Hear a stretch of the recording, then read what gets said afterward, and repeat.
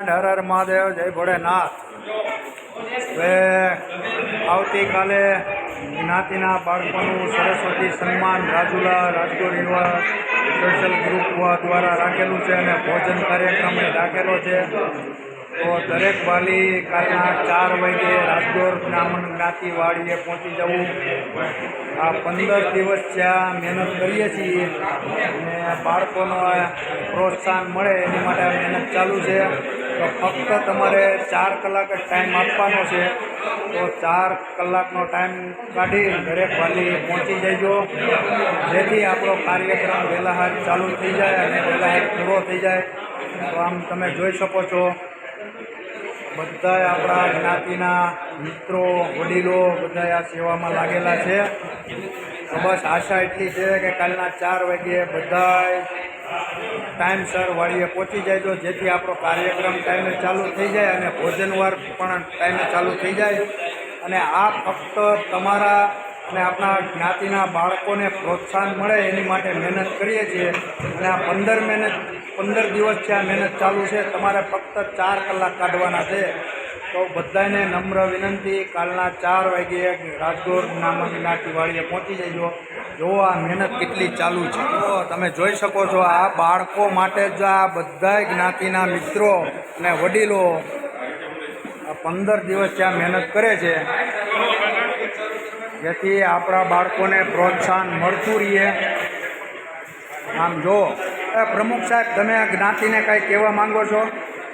બસ ઘણું બધું તો આપે કહી દીધેલું છે। 2 શબ્દ તમારા મોઢેથી। આ 20 થી 25 યુવાનો સતત 15-20 દિવસથી ખૂબ જ મહેનત કરી રહ્યા છે।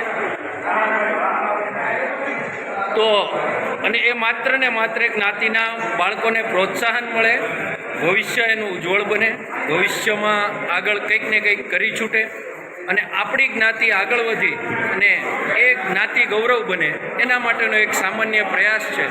તો સૌ 4 વાગે સમયસર હાજરી આપો, બસ એવી જ આશા છે અને એવો જ સહયોગ જ્ઞાતિ પાસેથી જોઈએ છે। યુવા સોશિયલ ગ્રુપના પ્રમુખ હતા ગૌરાંગભાઈ જાની, એ બહુ સુંદર વાત કીધી છે।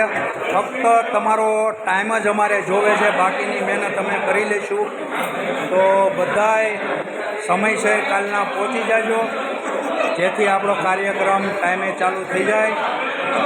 તો ચાલો બાકીનો વિડીયો આપણે કાલના બનાવશું બધાય સાથે મળીને। તો આશા કરીએ છીએ કાલના બધાય 4 વાગ્યે તમે પહોંચી જાઓ, જેથી 4 થી 8 સુધીમાં આપણે બાળકોને પ્રોત્સાહન ઇનામ આપી દઈએ અને ભોજન પ્રસાદ પણ ટાઈમ દેવાઈ જાય। તો ચાલો હવે બધાને મળીશું કાલના। તો સમયસર આવવાનું ચૂકતા નહીં। ચાલો, હર હર મહાદેવ, જય ભોળેનાથ।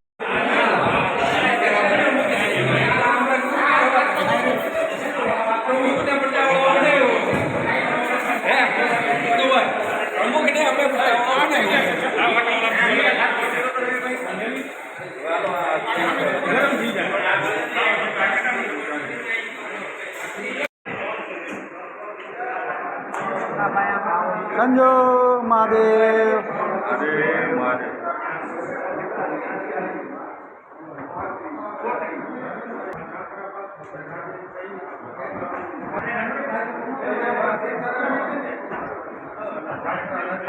મહાદેવ દાદા